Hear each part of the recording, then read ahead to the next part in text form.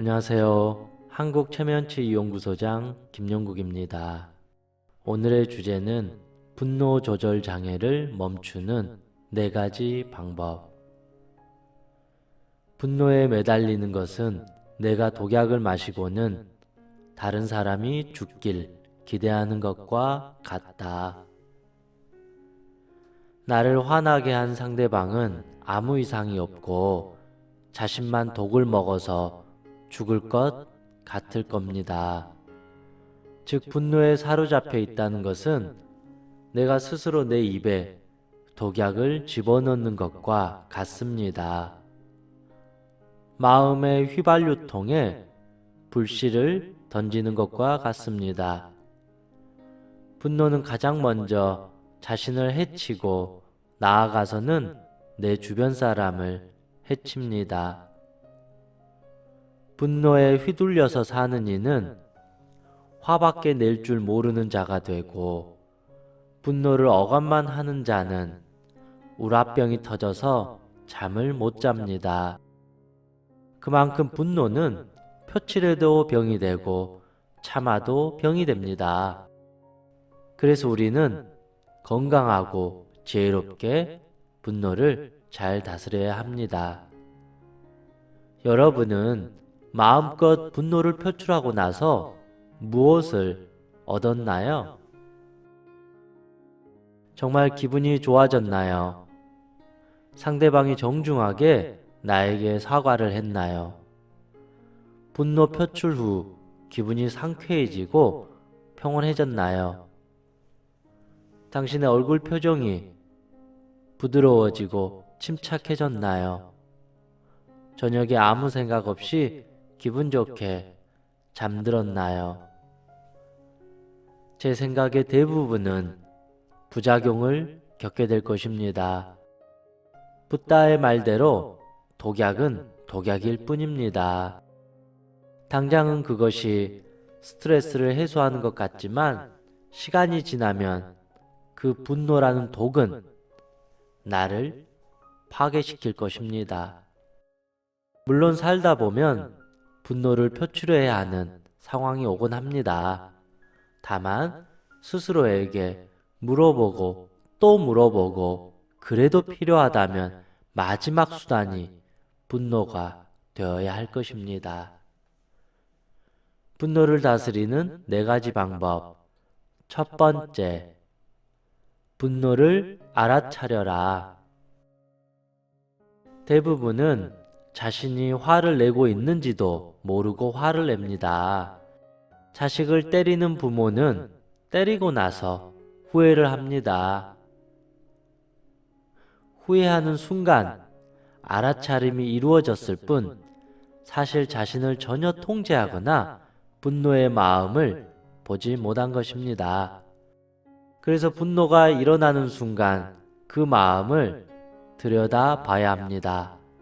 아, 내가 화를 내려고 하고 있구나. 아, 내가 지금 인상을 쓰면서 심한 욕설을 하려고 하고 있구나. 아, 내가 물건을 지금 집어 던지려고 하려고 하구나. 아, 내가 저 사람을 죽이고 싶어 하는 마음을 갖고 있구나. 이처럼 내 행위에 대한 알아차림이 중요합니다. 그렇지 않으면 우리는 분노의 괴물이 됩니다. 헐크가 되어버리면 주변의 모든 것을 파괴하고 난 뒤에서야 인간의 이성을 갖게 됩니다. 신문이나 TV에서 보는 끔찍한 사건 사고의 대부분도 어떤 의도가 있다기보다는 순간 정신줄을 놓아버리면서 생각 이상으로 상황이 악화된 것입니다. 나도 모르게 그만 이렇게까지 하려고는 하지 않았어요. 그냥 화가 났을 뿐인데 제가 잠시 미쳤나 봐요. 알아차림을 유지해야 합니다. 그러면 나와 타인을 보호할 수가 있습니다. 두 번째, 멈추고 또 멈추어라. 후회는 나에게 큰 유익함을 주지 않습니다. 한 번, 두 번, 세 번, 네 번. 시간은 채 1분도 되지 않습니다. 분노를 알아차리는 순간 우리는 멈출 수 있는 선택권을 얻게 됩니다. 그렇지 않으면 분노의 화신이 된 나를 마주하게 됩니다. 내가 이 분노의 끝을 볼지, 분노를 멈출지, 어떤 행동을 지속한 이상은 멈출 수가 없습니다. 선풍기의 전원을 켜면 선풍기는 돌 수밖에 없습니다. 일단 코드를 뽑아버려야 합니다. 그것이 바로 멈추는 것입니다. 코드가 꼽혀져 있는 상태에서는 돌아가는 프로펠러를 멈출 수가 없습니다. 그래서 우리는 분노가 일어나면 그것을 알아차리고 멈추고 또 멈추어야 합니다. 분노의 코드를 당장 뽑아버려야 합니다. 세 번째, 물어보라. 정당한가? 유익한가? 내가 분노를 내려고 하는 것이, 화를 내려고 하는 것이 나에게 정당한지를 물어봐야 합니다. 합당한 이유가 있는지를 스스로에게 자문해 봐야 합니다.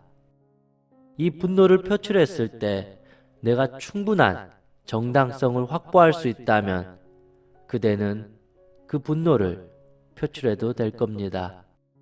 또한 그 표출 방법이 파괴적이고 공격적이지 않아야 합니다. 그것이 충분히 대화로 풀 수 있어야 할 것입니다. 두 번째 질문은 이 분노의 표출이 나에게 유익함을 가져다 주는지를 확인해야 합니다. 나에게 독을 먹으면서 기분 좋아할 밥은 없을 겁니다. 나를 보호함과 동시에 상대방에게도 유익함을 줘야 합니다. 상대방에게 큰 상처를 주게 되면 상대방도 잠시 후에 똑같이 분노의 독 화살을 나에게 쏠 것입니다. 당장의 분노가 스트레스 해소로 되겠지만 결국 서로 죽게 됩니다. 분노도 습관입니다. 자꾸 화내다 보면 나중에는 아주 사소한 일에도 쉽게 화를 내게 됩니다. 감정 컨트롤을 전혀 못하는 어른이 되는 겁니다. 항상 화를 내고 있는 거울 속에 당신 얼굴을 천천히 바라보기 바랍니다. 그러면 알게 될 것입니다. 네 번째, 칭찬하라. 사실 분노를 표출하는 것은 가장 쉬운 방법입니다. 가장 어려운 것은 잘 견디면서 분노를 다스리는 것입니다. 가장 어려운 방법을 훌륭히 잘 수행했다면 그대는 칭찬받아 마땅합니다. 그동안 풀지 못한 숙제를 오늘 풀었기 때문입니다. 이 얼마나 대단하고 영광스러운 일인가요? 분노를 다스리는 것은 기본적으로 자신을 독으로부터 보호하기 위함입니다. 내가 잘한 것을 경험 삼아 화가 나는 순간에도 항상 알아차림을 유지하면서 헐크가 되지 않아야 합니다. 그러다 보면 어느 순간 건강하게 화를 낼 수 있고 건강하게 침착하게 속상한 마음을 표현할 수도 있고 상대할 만한 사람이 아니면 지혜롭게 피해버리거나 인연을 끊어버릴 수도 있습니다. 스스로가 상황에 대한 건강한 판단을 할 수 있습니다. 저 역시도 분노 다스리기가 가장 어려웠습니다. 다만 예전에는 작은 속상함에도 누군가를 미워하고 원망하고 저주하고 그랬는데 지금은 조금씩 상태가 좋아지는 것 같습니다. 분노라는 것은 타인의 문제이기도 하지만 결국 한 개인이 가지고 있는 내면의 심리 상태가 좋지 않기 때문에 쉽게 화를 내고 화가 나는 것입니다. 탈만한 물건들이 내 마음속에 많은 것입니다. 상대방은 단지 내 마음에 작은 불씨를 던졌을 뿐입니다. 내 마음이 대해와 같이 넓은 바다라면 제 아무리 큰 불을 던지더라도 나는 반응하지 않을 겁니다. 이런 경지에 다가간다는 것은 현실적으로 불가능하겠지만 최소한 이 분노로 인해서 나와 타인의 삶을 파괴하는 어리석은 행동을 하지 말아야겠습니다. 이상 행복체면사 청명이었습니다. 감사합니다.